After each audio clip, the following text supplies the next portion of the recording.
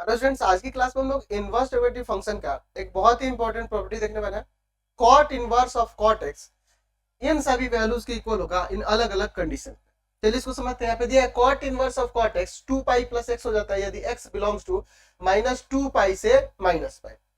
फिर कह रहा है cot inverse cot x pi plus x हो जाता है यदि x belongs to minus pi to 0। Cot inverse of cot x x हो जाता है यदि x belongs to 0 to pi. इसी तरीके से और भी बाकी सारे हम लोग इसके रिजल्ट लिख सकते हैं। इसी का हम लोग आज की क्लास में प्रूफ देखने वाले हैं, इसके कंसेप्ट को समझने वाले हैं। हम लोग पढ़े हुए हैं, याद है आपको? यहाँ पे मैं लिख देता हूं, माना एफ ए टू बी एकेकी आच्छादक फलन है तो एफ इनवर्स बी टू ए का अस्तित्व होगा। यानी कि अगर फलन एक ही आच्छादक हो तो उसके इनवर्स का अस्तित्व होता है। हम ये भी जानते हैं किसी फंक्शन के साथ उसके इनवर्स का कंपोजिशन निकालते हैं तो वो क्या हो जाता है जी? आइडेंटिटी हो जाता है। और ये एक्स किससे बिलोंग करेगा? तो फंक्शन एफ का डोमेन और एफ इनवर्स का कोडोमेन, यानी दोनों कंडीशन में ए से ही बिलोंग करेगा। यानी कि जो पुट किया जा रहा है डोमेन भी, यानी वो डोमेन भी ए होगा और रेंज भी आपका ए ही होगा। ये हम लोग समझ रहे हैं यहाँ पर, है ना जी? चलिए इसी के अकॉर्डिंग हम लोग यहाँ पे प्रूव करने वाले हैं। हम लोग जानते हैं कॉसेक एक्स फंक्शन के बारे में, सॉरी कॉट है ना, कॉट के बारे में, कि ये फंक्शन इन सभी अंतरालों पर, अलग अलग अंतरालों पे ये क्या होता है? 1 1 and 2 होता है। तो हम लोग इसमें का 0 to पाई वाला लेके चलते हैं, क्योंकि इसी को हम लोग एज ए कॉट इनवर्स में रेंज लेके चलते हैं ना जी। चलिए 0 to पाई लेते हैं डोमेन, और रेंज इसका पता ही है आर होता है। 0 to पाई कॉट का डोमेन हो गया और रेंज हो गया यहाँ पर आर। इस पे क्या होगा जी? एकेकी आच्छादक होगा, एकेकी आच्छादक है। तो यहां पर कॉट इनवर्स किस तरह से होगा? जिसका डोमेन आर हो जाएगा और रेंज हो जाएगा 0 to पाई का अस्तित्व है होगा, क्योंकि एक ही आच्छादक है तो इसके प्रतिलोम का अस्तित्व होगा ना जी। तो अगर इस फंक्शन के साथ इसका कंपोजिशन देखें, कॉट इनवर्स कॉट एक्स की बात करेंगे तो यह हो जाएगा cot inverse of cot x. यही देखो यहाँ पे एक फलन कॉट का उसके इनवर्स के साथ कंपोजिशन दिखाया गया है, जो किसके इक्वल हो जाएगा? इसके अकॉर्डिंग आइडेंटिटी हो जाता है, यानी एक्स आ जाएगा। और ये एक्स किससे बिलोंग करेगा? तो इसके डोमेन और इसके को डोमेन। देखो इस फंक्शन का डोमेन, इस फंक्शन का को डोमेन, 0 to पाई, है ना जी? 0 to पाई, जैसे कि यहां पर देख रहे हैं। देख लीजिए cot inverse of cot x x हो जाता है कब? जब एक्स बिलोंग करता है 0 to पाई। तो ये वाला रिजल्ट का तो हो गया। अब उसी के आधार पे बाकी सब रिजल्ट को हम लोग यहाँ पे प्रूव कर सकते हैं। पहला, यदि मान लीजिए यहाँ पर दे दे कि x बिलोंग कर रहा है यहाँ पर -2 पाई से माइनस पाई, ठीक है? इसका मीनिंग है कि x जो है -2 पाई से ग्रेटर है बट लेस देन है माइनस पाई। हमको क्या करना होगा? इसको प्रिंसिपल ब्रांच के बीच में लाई कराना होगा, यानी 0 to पाई में लाई कराना। तो इसमें क्या करेंगे? 2 पाई जोड़ देते हैं। 2 पाई जोड़ने पर, तो 2 पाई जोड़ेंगे तो यहाँ हो जाएगा 0 से ग्रेटर, आपका आ जाएगा 2 पाई प्लस का x, और इधर आ जाएगा पाई। तो 0 to पाई के बीच में ये लाई हो गया, तो यहाँ पे लिख सकते हैं इसलिए कि cot inverse of cot x अगर उस -2 पाई से माइनस पाई के बीच में लाई करता है तो कॉट इनवर्स ऑफ कॉट क्या लेते हैं? 2 पाई प्लस एक्स नीचे के अकॉर्डिंग। और ये जानते हैं फलन के साथ उसके इनवर्स का कंपोजिशन आइडेंटिटी होता है, तो 2 पाई प्लस एक्स आ गया। यदि मान लीजिए एक्स बिलोंग करता है -पाई टू 0 के बीच, यानी -पाई से ग्रेटर होगा x बट लेस देन होगा 0, तो इसमें क्या करेंगे जी? हम लोग लिख देते हैं पाई जोड़ने पर, प्रिंसिपल ब्रांच पे लाई कराना होगा। तो यहाँ 0 से ग्रेटर होगा पाई प्लस का x और लेस देन होगा पाई। आगे प्रिंसिपल ब्रांच पे लाई होने लगा तो cot inverse of cot x हम लोग ऐसे लिख सकते हैं, cot inverse of cot pi plus का x, फलन के साथ उसके इनवर्स का कंपोजिशन आइडेंटिटी होता है, यानी पाई प्लस एक्स आ जाएगा। उसी तरह से इसको देखिए, यहाँ पर अगर मान लीजिए हम लोग कहे कि x बिलोंग करता है पाई से 2 पाई, तो यहाँ पर क्या होगा? पाई से ग्रेटर है आपका x बट लेस देन है 2 पाई। हम लोग क्या करेंगे इसमें एक काम करते हैं, यहाँ पर पाई घटाने पर, पाई घटा देता है, तो पाई घटाएंगे तो यहाँ 0 x माइनस पाई और यहाँ हो जाएगा पाई। आगे प्रिंसिपल मल्टीप्लाई करने लगा तो cot inverse of cot x, अगर पाई से 2 पाई के बीच में लाई करेगा तो हम लोग यहाँ cot inverse of cot x minus pi लेंगे, x माइनस पाई किसी फलन के साथ उसके इनवर्स का कंपोजिशन आइडेंटिटी होता है, x माइनस पाई आएगा।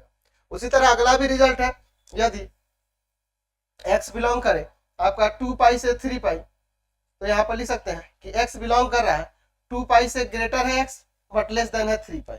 क्या करेंगे 2 पाई घटाने पर, 2 पाई घटाने पर तो यहाँ आ जाएगा 0, इधर हो जाएगा x माइनस का 2 पाई और इधर हो जाएगा आपका पाई। इलाई करने लगा तो यहाँ पर लिख सकते हैं cot inverse of cot x, अगर हमारा 2 पाई से 3 पाई में लाई करता है तो कॉट इनवर्स ऑफ कॉट यहाँ पे लेना पड़ेगा x माइनस का 2 पाई और हम लोग जानते हैं इसके साथ इसका कंपोजिशन आइडेंटिटी यानी x माइनस 2 पाई होगा।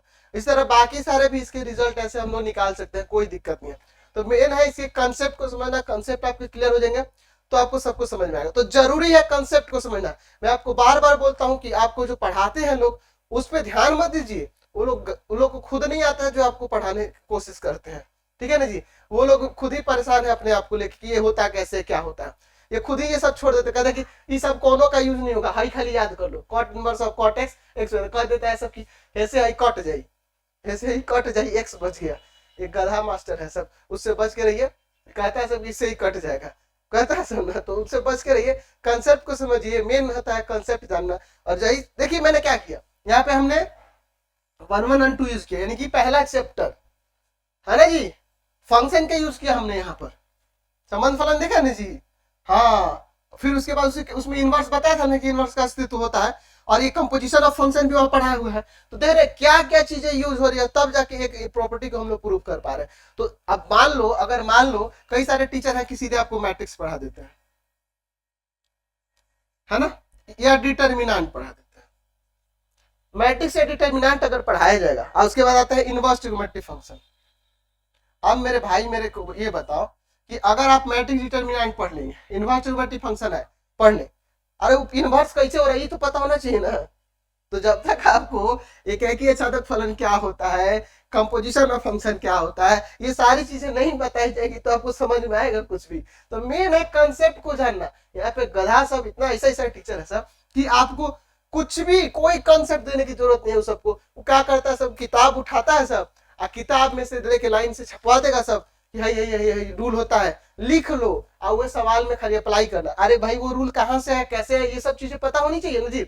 तो उन सब टीचर से आप बचिए, कंसेप्ट को समझिए। बहुत सारे आपको टीचर मिलेंगे भाई कॉमेडी करते हैं यूट्यूब पे आके या कहीं पे भी देखे सोशल मीडिया पे जोक सपाट कर देते हैं, आप लोग देख के खुश हो जाते हैं, बस हाँ हो गई पढ़ाई। पढ़ाई इसको नहीं कहते हैं, पढ़ाई इसको कहते हैं। कंसेप्ट के साथ पढ़िए तभी आपकी लाइफ संवरेगी। ऐसे आप जोक सपाट करिएगा तो आपके जीवन का ही जोक बन जाएगा, आपके जिंदगी का ही जोक बन जाएगा। और जो बन रहा है अभी आप देख ही रहे होंगे, आप लोग ढंग से नहीं पढ़िएगा, कंसेप्ट के साथ नहीं पढ़िएगा तो क्या होता है।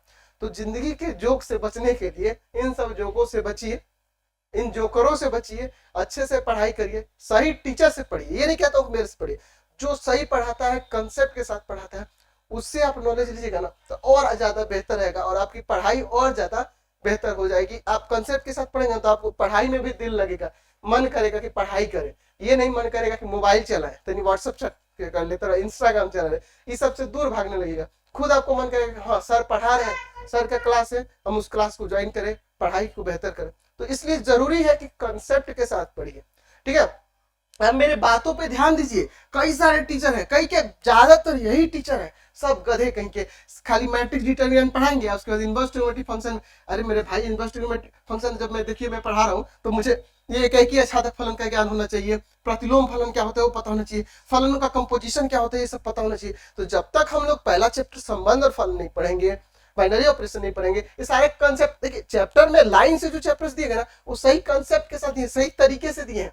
उसी तरह 11th में भी गड़बड़ी कर देते हैं साले ये सब गधे टीचर। क्या करते हैं, आपको सीधे क्या करेंगे, कॉम्प्लेक्स नंबर पढ़ाने देते हैं, कॉम्प्लेक्स नंबर पढ़ाने देते हैं, है ना, सीधे कॉम्प्लेक्स नंबर से शुरू करेंगे। मतलब जो इजी है, जहां अलजेब्रा दिख जा रहा है ना, इन लोगों को बस अलजेब्रा से मतलब है। अब बच्चों को भी वही मतलब है कि खाली अलजेब्रा आ जाता है कि 2 गो सवाल दे देगा और फॉर्मूला 2 गो दे देगा, तो उसी से रख के बना देना है। उनको लगता है कि हाँ बहुत ईजी है। कॉम्प्लेक्स नंबर का भी बहुत सारा कंसेप्ट है, तो उसको जानने के लिए ना आपको लाइन से पढ़ना ही होगा, समुच्चय से शुरू करना होगा, लाइन से चैप्टर चलना होता है। तो कंसेप्ट के साथ पढ़ने के लिए आपको बुक वाले गधे हैं, चाहे केसी सिन्हा हुआ, चाहे आर डी शर्मा हुआ, किसी भी पब्लिकेशन का बुक हुआ, आप पहला चैप्टर देखते हैं, सब बुक में देखते हैं। अगर मैं 12th का बुक उठाऊं, क्या होगा पहला चैप्टर? रिलेशन होगा, है ना। इस बुक में किसी भी बुक में रिलेशन ही होगा। वो रिलेशन दिया क्यों है, फंक्शन दिया क्यों है, उसको समझना होगा ना जी, कंसेप्ट को समझना होगा, तभी जाके आप चैप्टर में आगे बढ़ेंगे। नहीं तो अगर ऐसा रहता तो सीधे आपको मैट्रिक्स डिटरमिनेंट दे देता, बाकी सब इनवर्स ट्रिग्नोमेट्रिक फंक्शन दे देता पहले। क्यों नहीं दिया? क्योंकि देखो उससे रिलेटेड चीजें पहले है, तो पहले उस कंसेप्ट को क्लियर किया तब इस चैप्टर में, ठीक है ना जी। और कई सारे टीचर है तो ये सब आपको जो आप मैं बता रहा हूँ कि संबंध और फलन, ये सारे चैप्टर पढ़ाते ही नहीं, तो इनसे दूर रहिए, इनसे बचिए और अपनी पढ़ाई को बेहतर कीजिए। फिलहाल आज की क्लास में इतने, बहुत ज्यादा लेक्चर हो गया, आप लोग अगर ध्यान देंगे तो सही रहेगा आपके फ्यूचर के लिए। फिलहाल आज की क्लास में इतना है।